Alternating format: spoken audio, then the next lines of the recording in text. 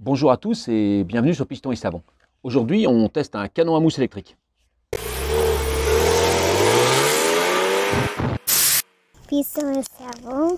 Alors j'ai commandé ce canon à mousse électrique chez Shine puisqu'il vient de sortir chez eux. Ça me semble, c'est sur batterie, ça se recharge sur USB, ça me semble vachement bien. Et en tout cas, super adapté pour le lavage en centre auto. Donc c'est un produit qui est très demandé, ils ont eu des problèmes d'approvisionnement. Ils ont fini par me l'envoyer gentiment, gratuitement. C'est livré avec différentes buses en fonction de la qualité de la mousse que vous avez. L'appareil est livré avec un bidon de 750 ml de mousse active. Et comme Shine ne fait jamais les choses à moitié, ils m'ont aussi envoyé un shampoing, le nettoyant tissu hautement recommandé. Hein. Je ne suis pas payé par Shine, je ne suis pas sponsorisé. Et vous savez que je ne vis pas de YouTube, hein, donc je n'ai pas besoin de ça. C'est le meilleur nettoyant tissu que je connaisse. Hein, je vous le redis parce que c'est vraiment important.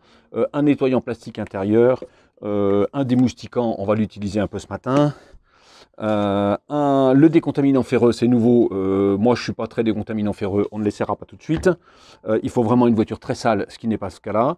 Le nettoyant dégraissant compartiment moteur, excellent aussi. J'en aurais pas besoin aujourd'hui, enfin sauf si j'ai le temps, mais ça m'étonnerait. Et le nouveau nettoyant jante soft. C'est bien parce que les nettoyants jantes, ça n'a pas forcément besoin d'être hard si vous nettoyez vos jantes régulièrement.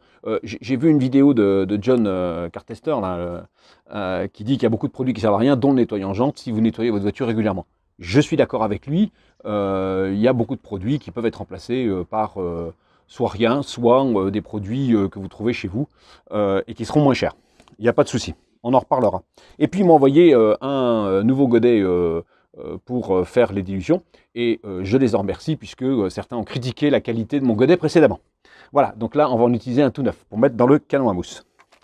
Ils m'ont aussi envoyé un gant de lavage qu'on va utiliser ce matin. Donc je prépare le canon à mousse et un peu de matériel et on part au centre de lavage. Alors je suis désolé parce que la station de lavage c'est assez bruyant, donc j'espère que vous allez m'entendre quand même. Donc pour l'instant j'ai choisi une buse, on verra bien si ça va ou pas, sinon on changera. J'ai mis, ça contient 2 litres hein, ce bazar, donc c'est pas mal. Donc j'ai dilué à 10% du Snowform avec du shampoing. Et puis bah, il n'y a plus qu'à appuyer sur le bouton et tester, voir si ça marche.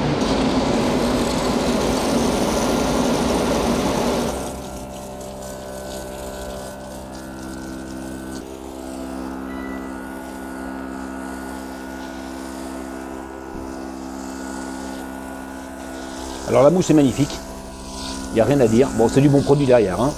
Mais c'est pas très rapide, c'est pas aussi rapide qu'un canon à mousse sur nettoyeur haute pression. Hein. Par contre, en station de lavage où vous avez vraiment besoin de faire un vrai pré-lavage, bon bah, c'est idéal quoi. Hein. C'est transportable, ça contient quand même pas mal, 2 litres c'est bien. Vous en mettez pas partout, c'est un peu l'avantage, surtout quand vous avez un truc à capote là. Faut pas en mettre quand même partout sur la capote. Et donc là, vous êtes peut-être plus précis qu'avec un canon à mousse sous pression. Et c'est quand même beaucoup plus performant qu'un Snowform. Et c'est quand même plus performant que les Snowform à pression à main. Alors pour l'autre côté, je vais essayer de changer la buse pour voir ce que ça donne, hein, par curiosité. Hein. Je vais donc essayer la verte. Bon, c'est très facile à changer. Hein,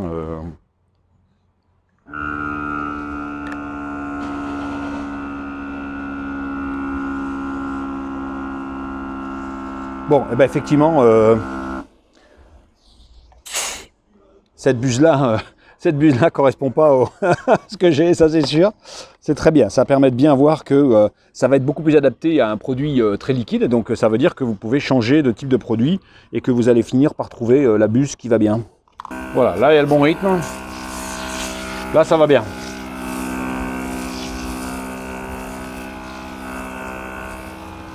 Alors s'il y en a qui ont testé et qui savent comment on arrête le bazar sans avoir à appuyer et à sortir la pression, bah vous me dites, hein, parce que moi je suis obligé de faire comme ça.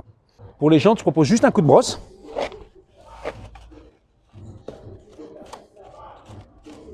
Voilà, je suis sûr que c'est suffisant. Bon voilà, j'ai plus qu'à rincer, j'ai attendu un petit peu parce qu'il a fallu que j'aille demander à ce qu'il baisse la musique pour pas avoir de problème de droit d'auteur sur YouTube, ce qui c'est quand même un peu ridicule. Et il l'a fait très gentiment. Merci.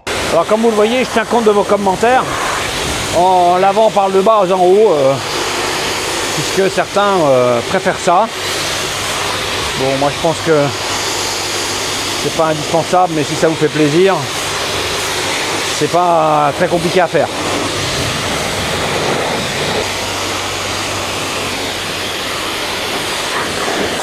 Voilà, je finis en mettant de l'eau dans mon seau hein, pour avoir un peu de quoi mouiller mon gant et faire mon lavage.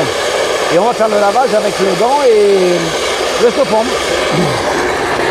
Bon, cette voiture qui a été achetée par son nouveau propriétaire il n'y a pas longtemps a surtout besoin d'une protection. Il n'y a strictement aucune cire dessus et ça c'est vraiment dommage.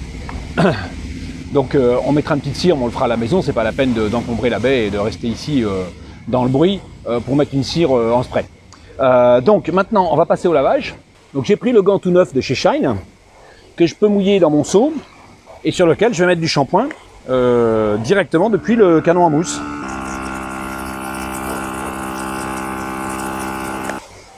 Voilà, et là on a un gant qui glisse et là vous risquez rien là. Hein. Là vous risquez rien.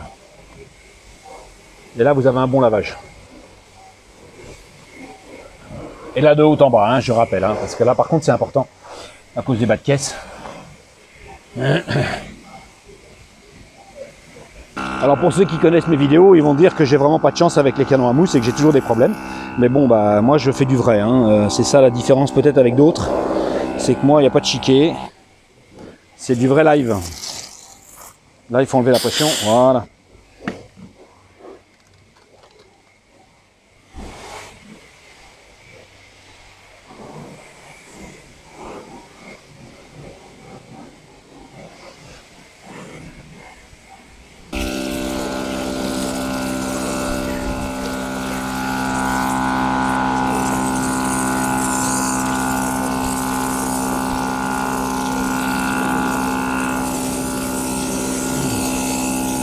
Alors j'ai choisi ce pis-aller là parce que en fait j'arrive pas à arrêter le canon à mousse avec la gâchette.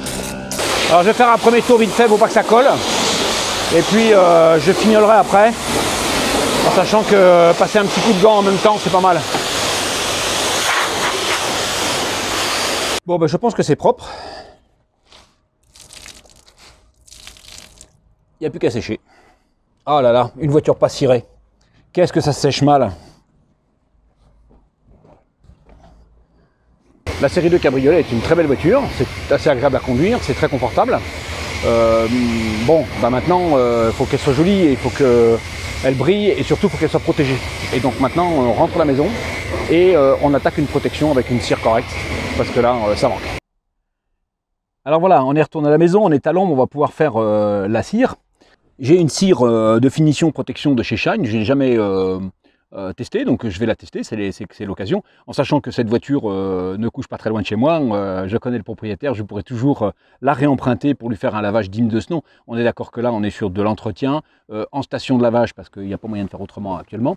Et puis, j'ai pas le temps de faire une journée complète de lavage sur cette voiture, hein. C'est comme ça, il faut faire avec le temps qu'on a aussi.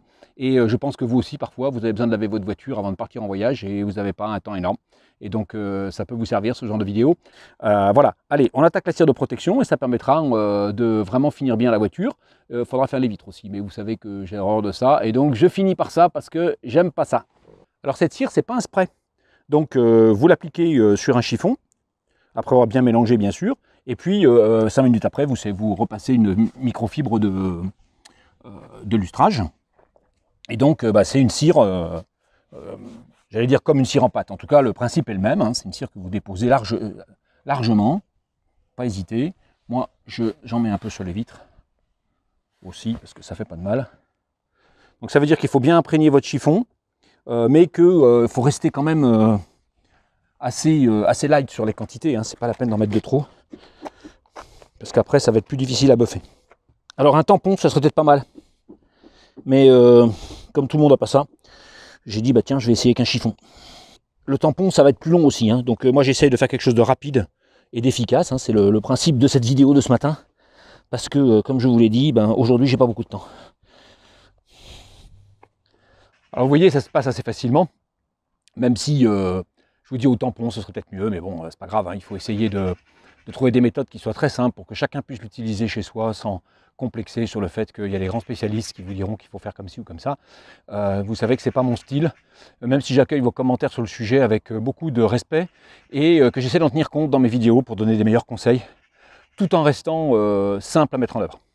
Je fais le tour de la voiture, je mets de la cire partout, on se retrouve pour le buffing. Une microfibre de buffing, et puis ben, c'est parti, hein. Il faut lustrer cette très belle carrosserie parce que je trouve que c'est une belle carrosserie, le design est sympa, c'est un joli cabriolet, même si moi en cabriolet je préfère les roadsters, mais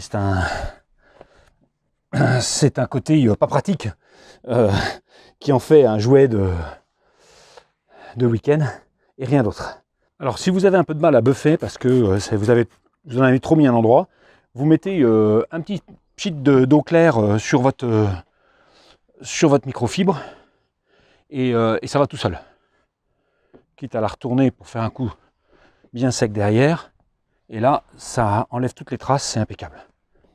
Alors oui, c'est de l'eau claire, mais ça n'a rien à voir avec François. Il comprendra s'il regarde cette vidéo. Alors j'ai fini de buffer la voiture, j'ai fait les vitres et bien sûr j'ai donné un coup à l'intérieur sur tous les plastiques.